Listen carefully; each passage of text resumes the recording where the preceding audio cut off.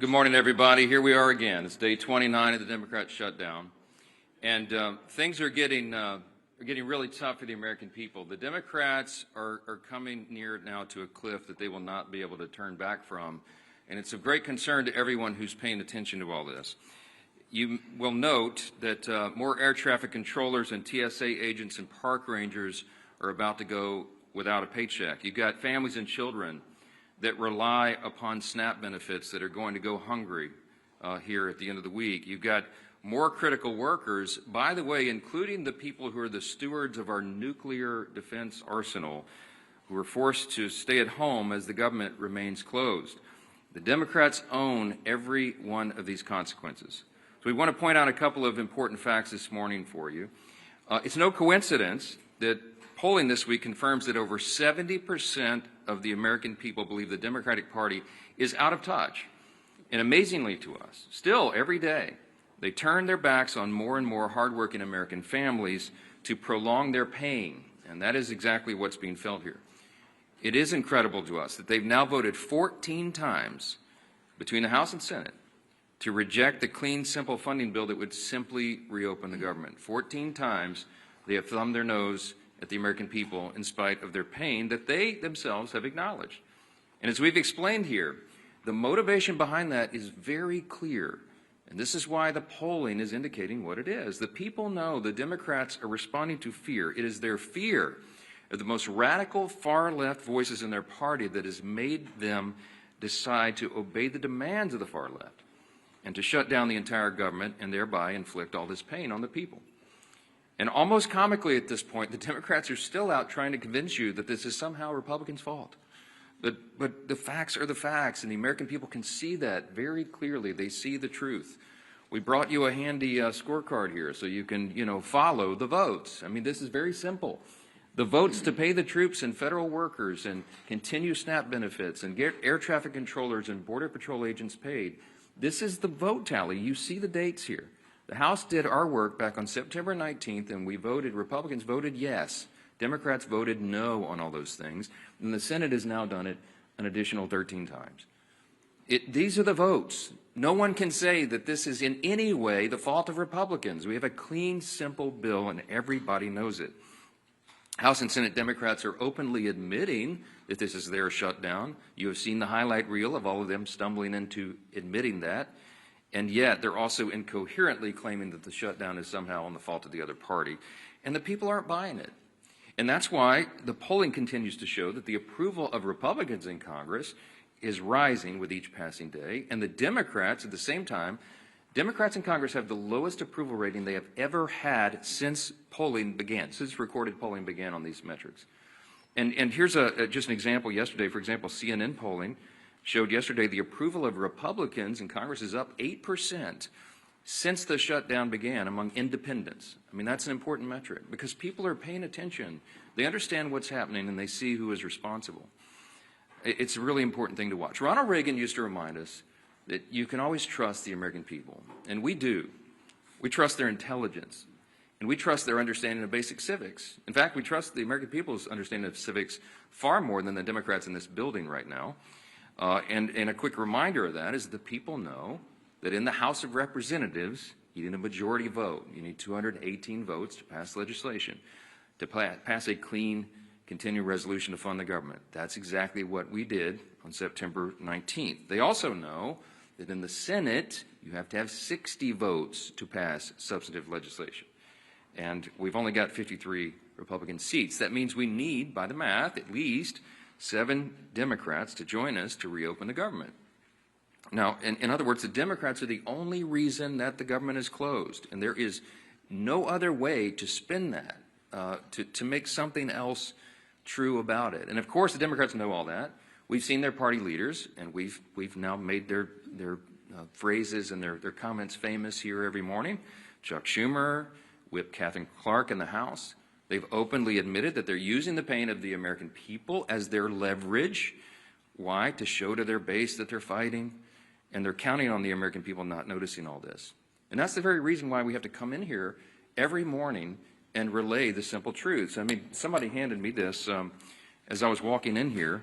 Yesterday, according to the Media Research Center study, by a 2.5 to 1 margin, the Capitol Hill press corps has tweeted more about the House calendar during the shutdown than the negative consequences of the Democrat shutdown, than the troubles that we have, the hardships that are being experienced because of the troop pay and WIC funding and flights grounded and SNAP funding. You guys are writing more about the House calendar than the real pain that's being inflicted on the American people, and that's why we have to come in and relay the simple facts. Now, there's a misguided strategy that the Democrats are pursuing right now, and it reveals two important things that can't be glossed over.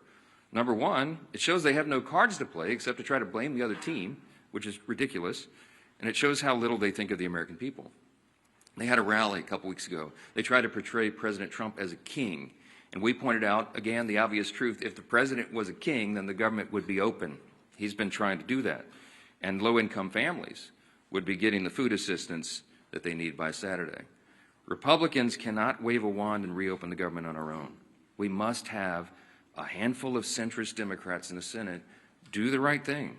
And any Democrat suggesting otherwise knows exactly what they're doing, and they insult the intelligence of the American people. And by the way, every reporter in this room when they do that. Unlike Democrats, Republicans have nothing to twist or spin. We are just simply here relaying the simple facts and the truth. And the American people are responding to that.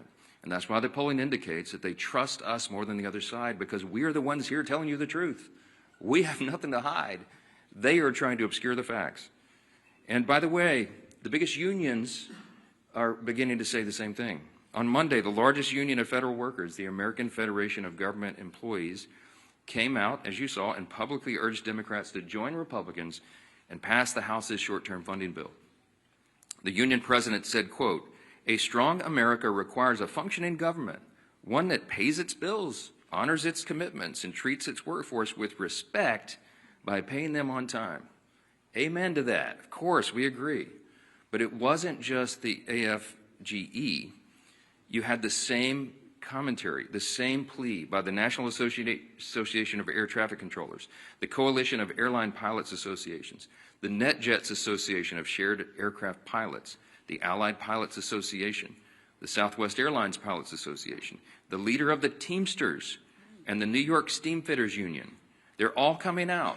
These are the constituencies that the Democrats claim that they support, and that's why the unions came on side of the Republicans in the last election. They've had enough of this nonsense, and they've all called on Senate Democrats to end this shameful shutdown. And it is a shame. The Democrats need to be publicly prodded by their millions of hardworking Americans to just simply do the most basic function of their jobs. A rational person would read the pleas of the federal workers and conclude that it is time to end the charade and turn the lights back on. But the Democrats are not rational right now, and they've deliberately ignored the plight of all these federal workers around the country. People are going to remember this, and they should. I want to quote to you a couple of senators over there on the Democrat side. Listen to this nonsense. Senator Mark Warner, the senior senator from Virginia, and this is noteworthy because Virginia is the state with the largest number of federal employees. He claims that federal workers want him to vote against reopening the government. He literally said, quote, "I think they want us to fight this." Fight what, Mark? What are you talking about? We have a clean CR. This is not a partisan dispute. It's ridiculous. Senator Tim Kaine is the junior senator from the same state of Virginia with the largest number of federal employees, and he said, quote, "I work very closely with them, and the AFGE would not want us to cut a deal." What the heck are you talking about, Senator? There is no deal here. We're not talking about a deal.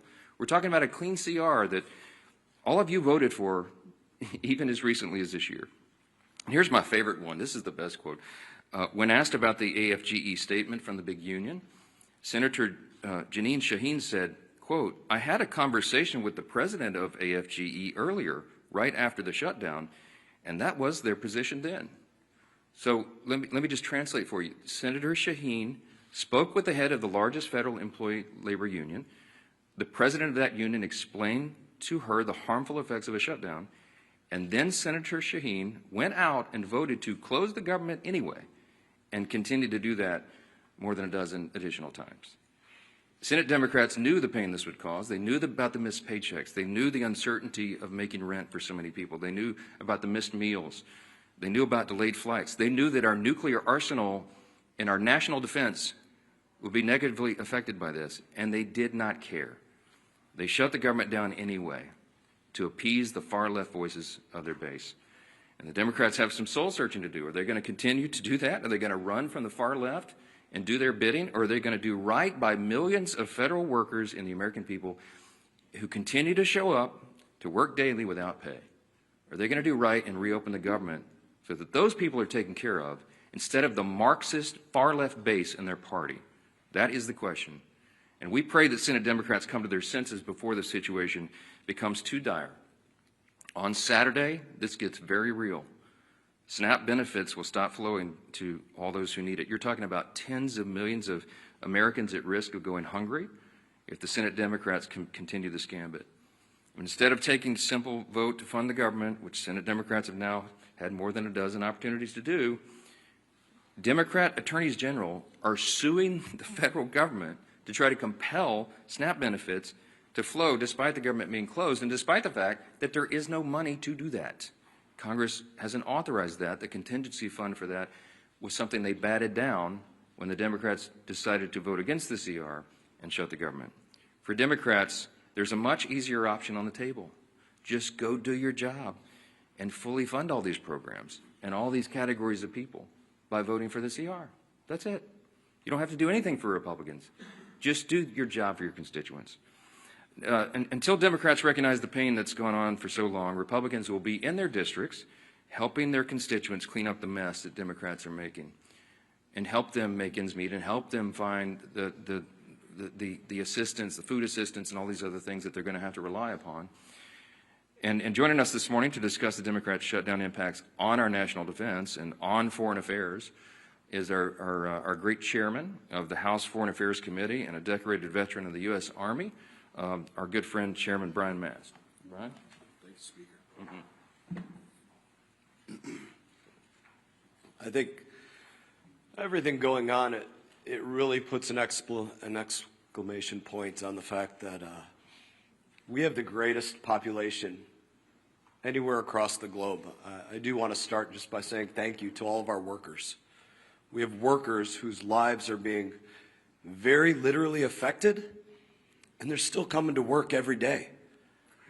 Those are really big, amazing people. That's our American workforce. So I just want to start by saying thank you to them, all of our TSA workers, all of our air traffic controllers, our ICE, our CBP, our State Department people that I deal with, and to put a point, maybe moving to State Department, because that's what I deal with the most, about the very serious stakes of what is going on right now. Not just with people's lives and them not being able to pay their bills, but with what's going on across the globe. To juxtapose these positions, we have President Trump in Asia right now, very literally trying to make sure that the United States of America is not cut off from rare earth minerals or other things, which is what China is literally trying to do. That's why the stakes of those values is the future of the greatest country on the face of this earth. We should pray that our adversaries would be stupid enough to say they're going to prioritize embassies abroad because of very real threats that are going on. The people in that embassy are right now trying to figure out if they have cash funding to get fuel for vehicles or to have diesel to put in their generators because they don't have reliable electricity in the places that they're in. Those are the real world consequences. While they're also worrying about their paycheck isn't coming in, can their family back home buy groceries, pay their bill for student loans, pay for the fuel to get their kids to school or the tuition at their children's school or all the other things that they have to worry about while they're worrying about can they even get out of country. So those are the difference of values. I guess I would close it by saying this. We need 5 Democrat senators to pull their heads out of their asses and go work for the United States of America. Thank you, Chairman Mast. Thank you for your service to our country and for keeping the focus where it needs to be on making sure America stays strong in the midst of turbulent times. And You know, what's so sad about this shutdown is that we don't need to be in these turbulent times. It was a self-imposed wound that Hakeem Jeffries and Chuck Schumer have imposed on the country. And if you look over this last month of the shutdown, you've seen Democrats literally playing a Dr. Jekyll and Mr. Hyde game with the American people. On one hand, they'll try to say, it's not us, it's the Republicans. Gee whiz, as the speaker talked about, oh, they control the House, Senate, and White House, when they know that they are the ones that are shutting the government down. And then on the other hand, Mr. Jekyll's side, they're saying that they know that they're causing pain on the American people. They admit that there is suffering, but they're doing it for leverage. So you can't have it both ways, Chuck Schumer. You can't wake up one day and say you're going to try to blame it on the Republicans, and then on the next day, you're trying to say that, gee whiz, we know that we're causing these problems. They're admitting they're causing suffering on people, but they're doing it for leverage. And they can't even explain what that leverage is, because they just need to show their radical base that they're having a fight with Donald Trump. It's all it's been about from the beginning. You really want to know who's calling the shots in the Democrat Party? You saw it on the stage this past weekend. Bernie and AOC on the stage with the new leader of the Democrat Party, Mandami. Maybe Chuck Schumer's waiting for Mandami to let him know when he can open the government back up again. But families can't wait, because the real suffering is going to begin. It's already been happening, but it really hits home this weekend when SNAP benefits run out. And they know that. But I'm going to go through some of the lies, the myths, the things that they say when they know better. Chuck Schumer just yesterday said, quote, Republicans are in charge of the White House, the Senate, and the House, but they're refusing to do their job. Now, Chuck Schumer's been in Congress since the 1980s.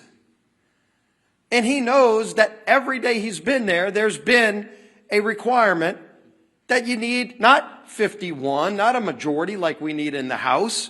He was in the House where you did need a majority, and then he went over to the Senate where it's always been a requirement that you need a supermajority. And in fact, when they changed the rules, it's not a standard or a custom, it's an actual Senate rule that you need 60 votes. The rule used to be higher.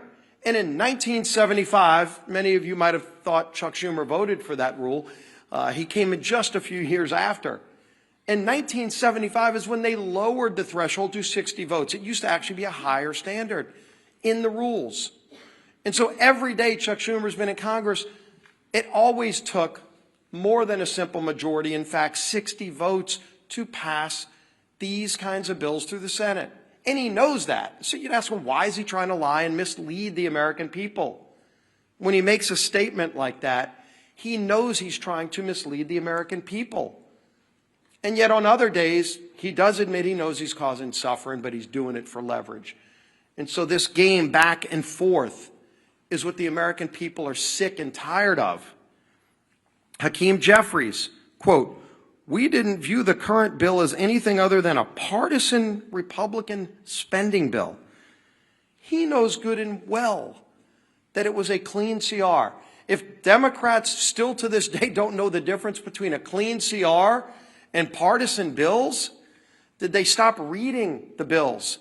Because they used to vote for these bills just since 2017. Go look at the facts. Speaker likes talking about the facts. Facts are important here.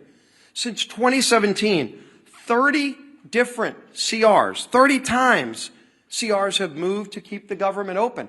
And do you know 29 of the previous times Chuck Schumer's voted yes? 29. This 30th time is the only time Chuck Schumer has voted no.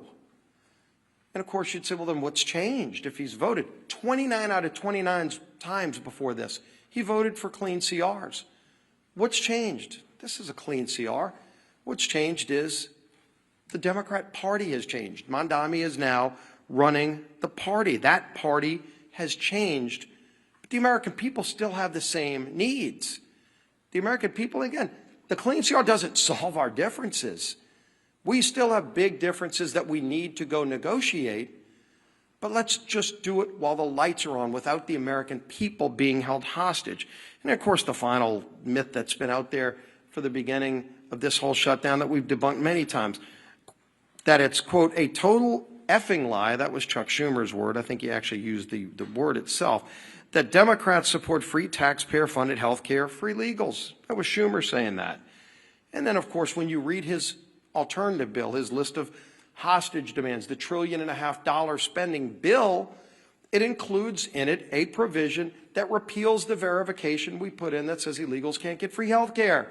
And CBO, not us, CBO said that would cost $200 billion in taxpayer health care benefits going to illegals. They know that. Of course they know it. And so why would they want to try to mislead the American people by over and over again making those statements? So here you can see it. Time and time again, the SNAP benefits comment the speaker talked about. They were warned in early October that 42 million people could be at risk in just weeks of losing their SNAP benefits if they didn't open the government. They knew that, and they want to play this game of chicken, this Jekyll and Hyde, one day trying to blame everybody but themselves, and then the other day taking ownership and admitting they're causing suffering, but they want to do it for leverage. You can't have it both ways. And more importantly, the American people are feeling the suffering. And this weekend, that suffering gets worse. And we have voted over and over again to prevent the suffering. It's not necessary. It shouldn't happen. And there's a way to avoid it. All they need to do is today, just 5 Senate Democrats need to get courage and say, we're not going to take our orders from Mondami or whoever else it is that are calling the shots over there. We're going to do the right thing and open this government back up so we can get into that negotiation over all of our differences, which are many, but just don't hold the American people hostage while that goes on. That'll bring up our whip. Tom Emmer.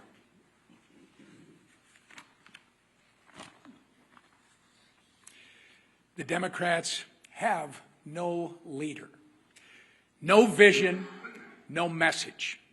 And nothing proves it more than the chaos they have caused with their needless government shutdown. We are now 29 days into this mess, and the Democrats have contradicted themselves every turn with no exit strategy in sight. They've tried to make their shutdown fight about health care, while simultaneously demanding that we cut $50 billion in rural health care and give taxpayer-funded health care to illegal aliens.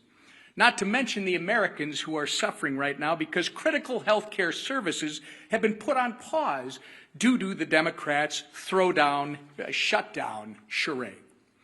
On the issue of SNAP, Democrats are bending over backward to oppose Trump, using taxpayer dollars to fund frivolous lawsuits. Meanwhile, they are the ones causing people to lose their SNAP benefits by refusing to reopen the government. Remember, all of this could have been solved in a matter of 5 minutes by 5 Senate Democrats if they would do the reasonable and right thing by supporting our clean CR. The same CR that they supported just 6 months ago, and as we've said over and over, that they passed 13 times under the Biden administration. But instead, they'd rather run in circles, tripping over their own feet in the process and hanging their constituents out to dry. Why? In order to attain political leverage and score points with the radical Mamdani and Omar Fata supporting that, by the way, for those of you that don't know, is the Mamdani of the Midwest, Omar Fata, supporting that wing of their party. Take it from the party who essentially wrote the government shutdown playbook. It doesn't work. Shutdowns achieve nothing but hurt everyone. So enough with the political games. Pass our clean CR and let's reopen the government for the people that you were elected to serve.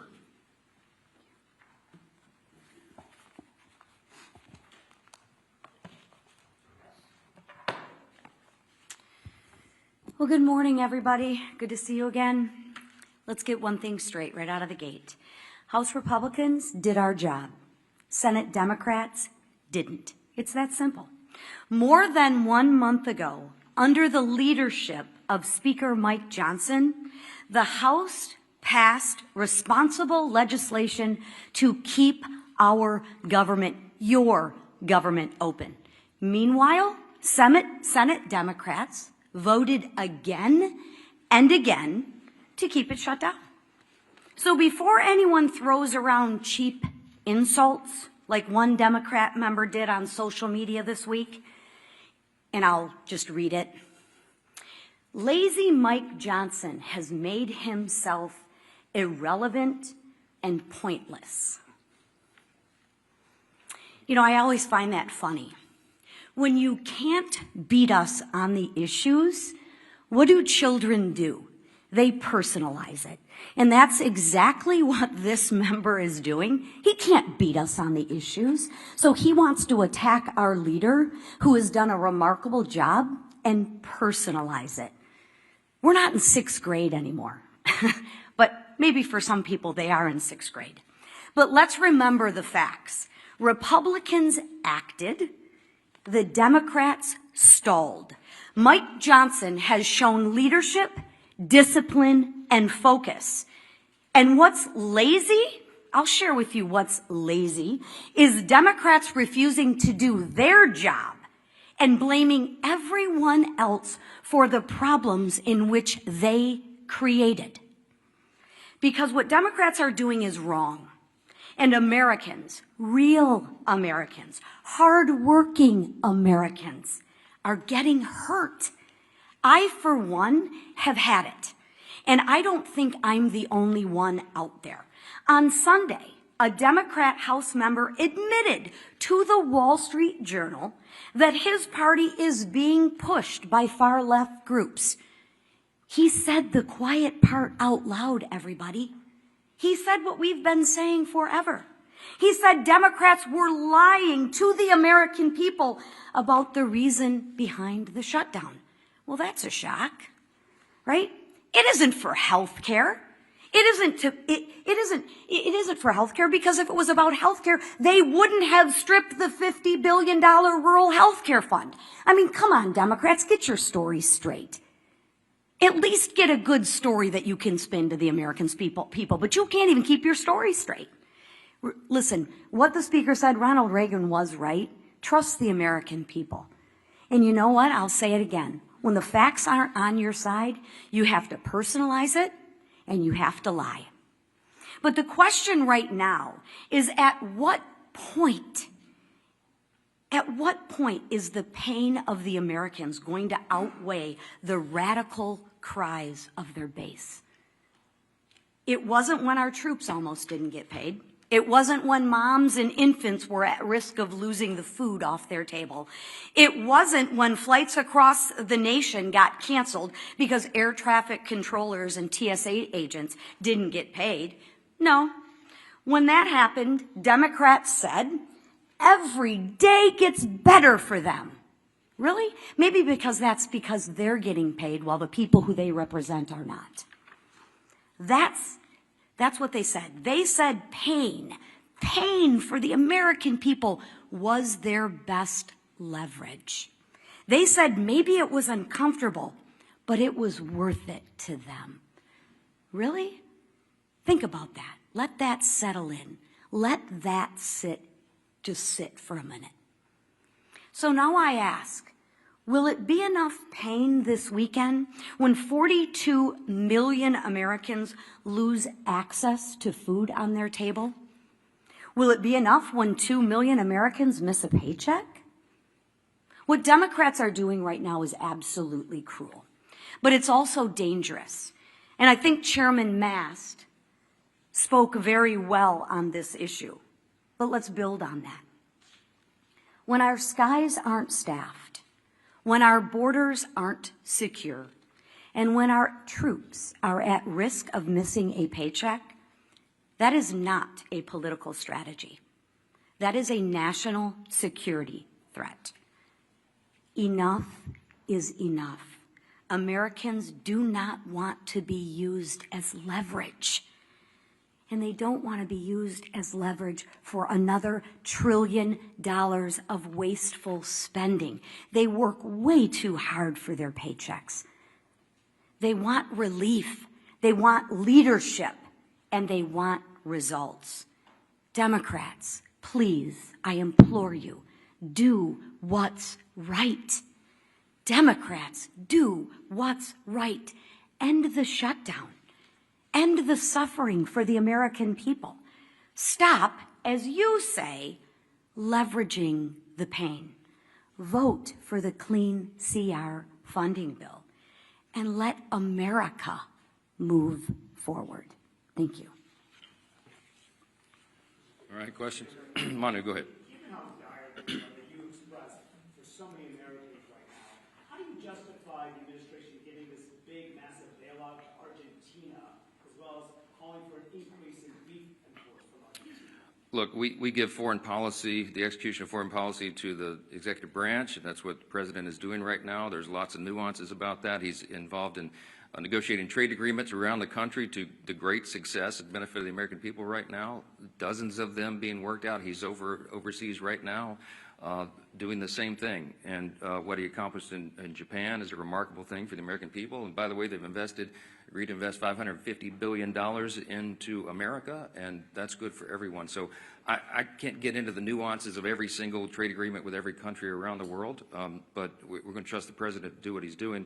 He's had a remarkable track record of success for the American people, and nobody in this room can refute it. So I'm going to leave it right there. Chad, let's talk about the government shutdown. It's the main important thing right here. Chad, go ahead. Can you talk about some of the members in, excuse me, can you talk about some of the members at your conference who have expressed concern about the House being out, or saying that this has gone on, too long, we need to maybe have another CR or take another approach or do something on health care? Yeah. Can you talk about what that is like and some of the things that you're hearing from your members who are saying, this is really going on? Well, you all know what I'm hearing from my members because our calls are leaked every week, and we had a conference call with almost everyone yesterday. By our count, there's about 3 to 4 members of the House Republican Conference who have only mildly questioned working in the districts as opposed to being here on the floor. And we talked through that in as much detail as we can on a call that I know is being printed on the front page of all the papers the next morning. But I can tell you that 99% of all the Republicans in the Senate and the House heartily agree with what we are doing. They understand the most important thing and the most important function and the basic and most simple thing that government must do is keep its operation going for the people. That is the first job of Congress.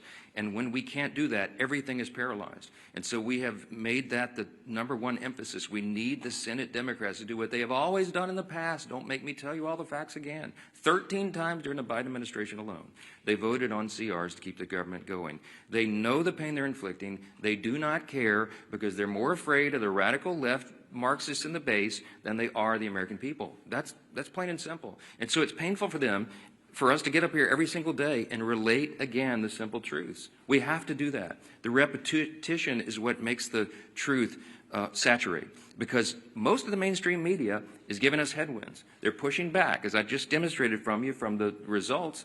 The research proves what we know intuitively, that the mainstream media, most of the legacy media, is parroting the talking points to their side. You are not asking Chuck Schumer the hard questions. You're not asking Hakeem Jeffries the hard questions. Not enough of them. They're hiding. And they think that they can appease the radical base because they're more afraid of the voices of the far left corner of their party than they are everybody else. And I think there's going to be a big price to pay for that in the future. Yes, sir. Right here. Religion News Service has tracked 5 different instances in the last few weeks.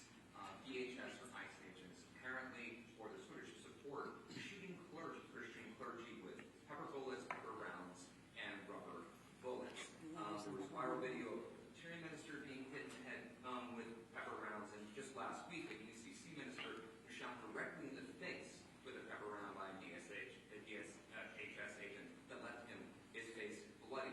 I know that you've advocated for religious freedom in the past and celebrated the president's decision to pardon anti-abortion demonstrators. Do you share the concern of these clergy? This is a religious freedom issue that's emerging between the administration and I can't comment on any of those instances. I haven't seen or heard any of those videos. So I'm not going to comment about it. But I would say, hold on, wait a minute. Let me answer you. Hold on. Thank you. You asked the question. Religious freedom does not extend and give you the right to get in the face of an ICE officer and assault them, if indeed that was what happened there. What I've seen is a measured approach by the people who are trying to enforce our border laws, our immigration laws. And that was desperately needed and desired and demanded by the American people. You might remember the #1 issue in the November election last year was the wide open border and the chaos that has ensued by that. So the people are out doing a very difficult job. ICE officers, by the way, are under tremendous strain and pressure. How would you like to do that job if you had to put on the badge and do it? When you know you have the media criticizing every move and you have wild protesters in your face, cursing at you, waving their finger in your face, and sometimes pushing you and assaulting you. Okay? It's a dangerous, risky job. Thank the Lord that there are people who are willing to do that difficult job, to put on the badge and show that kind of courage. We should be on the side of law enforcement. And anybody who's trying to disrupt those operations, they need to be handled the right way. Now, look, all of us want the law to be enforced. We are the rule of law party. Chaos is not an American virtue, the rule of law, but you have to have order and you have to have peace and you have to have some people who are brave enough to put on the uniform and go ensure that. So get out of their face and let them do their job. That's what I would say. Down here, yes, ma'am. We're getting closer to the November 21st deadline for the CR that you guys passed. We're almost 3 weeks away from that. Is it time to bring the House back to pass a new CR with a new date? Is fewer than 3 weeks enough time to finish appropriations? Wouldn't that be a futile exercise when we have a CR that's been sitting over there since September 19th? If I brought the House back and we passed another CR, it would meet the exact same fate from Chuck Schumer. He would mock it, they would spike it, and they would try to blame it on us. So what would be the point of that? We're all concerned about the timing. The Democrats are eating up the clock. We have very important work to do here, and that's why we're pleading with them, not Chuck Schumer. Look, I think Chuck Schumer and Hakeem Jeffries are irredeemable at this point. I don't think they'll be able to tell Mondami in New York and his disciples that they voted to open the government. I've given up on the leadership. So we're trying to appeal to a handful of moderates or centrists who care more about the American people and will put the people's interests over their own and do the right thing in the Senate. I mean, there's no point in me sitting down with Chuck Schumer. He's painted himself into a corner. I get all that. Mondami it looks like he's going to win and be the mayor of New York City. And Hakeem Jeffries came out and endorsed him. That's all you need to know. Hakeem Jeffries is terrified that Mondami, one of his disciples, is going to challenge him in his own seat in the election next fall. You've already seen that rumored. Some of you have reported on it. So he had to do it. He had to endorse socialism. He had to endorse Marxism. This dangerous ideology that has taken over the Democrat Party. That is what is motivating them. So it doesn't matter what we do in the House. It doesn't matter what we pass. We have to get a handful of moderates over there who care about America to do the right thing. We need at least 7 Democrats. It takes 60 votes in the Senate to pass it. This is not the Republicans. This fault is squarely on the shoulders of the Democrats. And they are the ones causing you the pain, and don't ever let them forget it. Thank you. Thank you.